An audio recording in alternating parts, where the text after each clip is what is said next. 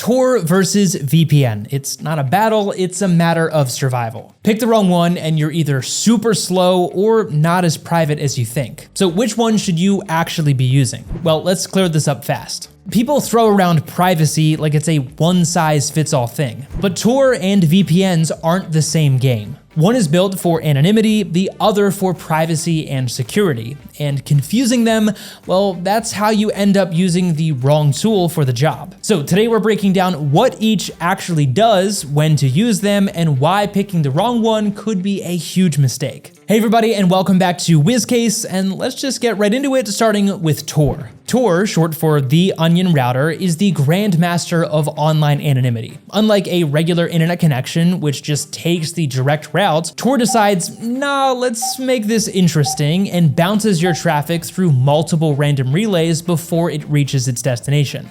Why? Well, because each relay only knows where it got its data from and where to send it to next, never the full journey. That makes it way harder for anyone to track you. It's like whispering a secret across a chain of different people at a party. By the time it reaches the end, nobody has a clue where it actually started. Sounds like the ultimate privacy tool, right? Well, hold on, because there's more to it. Tor's magic trick is layered encryption, hence the onion in its name. Every time your data passes through a relay, a layer of encryption is peeled away, revealing only the next step. Think of it like passing a locked box through multiple hands, and each person only has the key to open their layer of it. They don't know what's inside or where it originally came from. This setup makes Tor incredibly hard to trace, which is why it's used for journalists, activists, and anyone living under oppressive governments. But it's not just for serious business. Tor also gives access to the dark web, which isn't as scary as it sounds.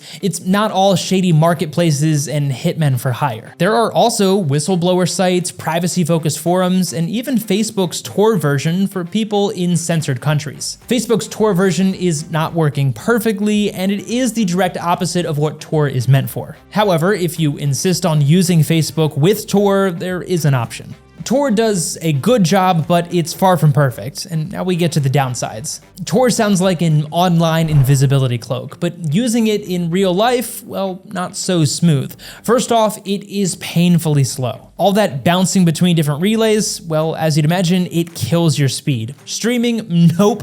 Gaming, forget about it. Even loading a simple web page can feel like dial-up nostalgia. Second, many websites just block it outright. Banks, streaming platforms, even Google sometimes will refuse to work with Tor traffic because it's commonly used for dodging surveillance or scraping data. Third, it's not as simple as flipping a switch. Tor mostly only works inside its own Tor browser, so unless you're setting up advanced configurations, your other apps and devices aren't covered. Want your entire phone or laptop running through Tor? Well, good luck with that. And let's be real, just using Tor can raise eyebrows. Some governments and ISPs flag Tor traffic as suspicious, even if you're just using it to read the news privately. So here's the bottom line. Tor is great for anonymity, but terrible for convenience. It's not for casual browsing, streaming, or shopping online. If you just want privacy, security, and speed, then you're way better off with a VPN.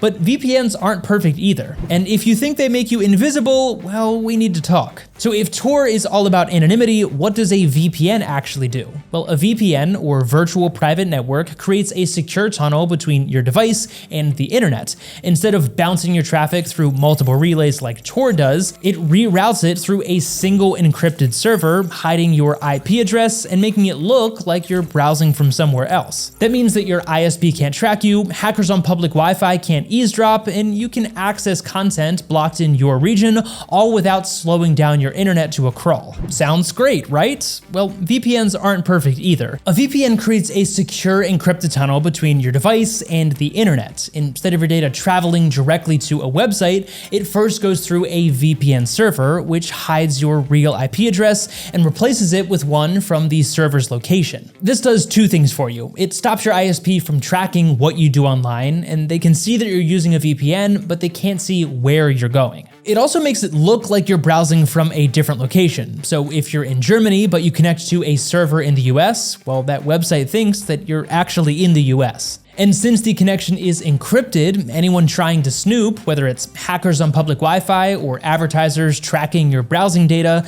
well, they get nothing but scrambled data. But just because your traffic is hidden doesn't mean that you're completely invisible online. A VPN does have its limits, and we're about to get into them. A VPN makes your connection private, but let's not pretend that it makes you anonymous. First, you have to trust the VPN provider. Unlike Tor, where no single relay knows everything, a VPN sees all of your traffic before encrypting it. A good VPN provider will have what's called a no logs policy, meaning they don't keep any records. A bad one, well, they might track, sell, or hand over your data if asked. Second, VPNs don't work everywhere. Some websites actively block VPN traffic, especially streaming platforms, banks, and government sites. Ever tried logging into a bank while on a VPN and got kicked out? Well, that's probably why. Third, you're still trackable. A VPN hides your IP address, but if you're logged into Google, Facebook, or any other accounts, they still know that it's you. Add cookies and fingerprinting, and a VPN alone won't stop companies from profiling you.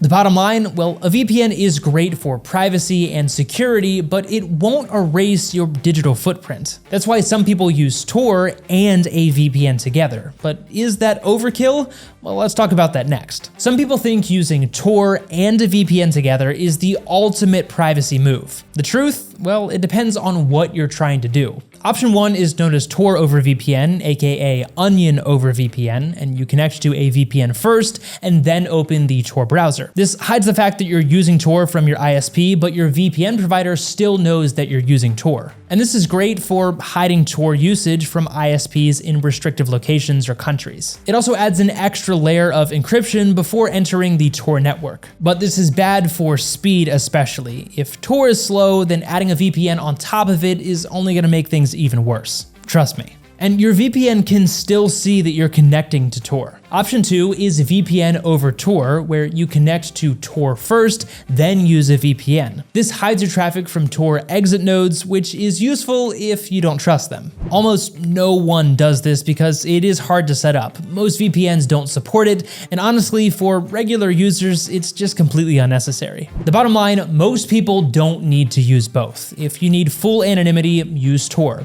If you need privacy, security, and speed, use a VPN. So which one do you actually need? Well, let's wrap this up. So here's the takeaway. Tor and VPNs aren't interchangeable. They solve different problems. If you need full anonymity, like you're a journalist, activist, or live under heavy surveillance, then Tor is the way to go. But be ready for slow speeds and blocked websites. If you want privacy, security, and speed for streaming, protecting yourself on public Wi-Fi, or stopping your ISP from tracking you, then a VPN is the smarter choice for sure. And if you're thinking about using both, well, unless you have a very specific reason, it's probably overkill and will just slow you down. The bottom line, know what you actually need and don't overcomplicate things. If you have any questions, feel free to leave those down in the comment section below, and we'd love to help you figure out the right tool for you. If this video saved you from making a privacy mistake, then be sure to hit the like button and subscribe for more no-nonsense cybersecurity tips in our future videos. But for now, stay safe online, and we'll see you in the next video.